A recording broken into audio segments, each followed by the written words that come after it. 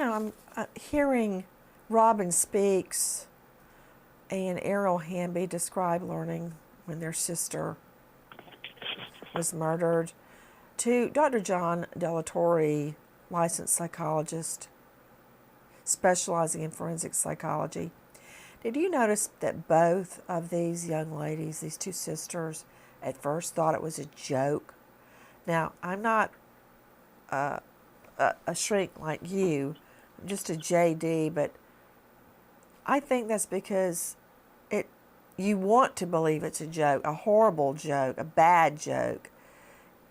Your mind can't take in what's happening. Because I remember for a long time after Keith was murdered, I would get my mom or my dad and I'd look at him and say, "Is Keith dead?" It just seems so impossible and fantastical. They'd have to tell me, "Yes, he's dead. He was killed." And I go, "Okay." And then, the next day, I do the same thing again. What is that? There's got to be a psychological reason for wanting to believe or believing it's a joke or a bad prank or a lie when you first hear it.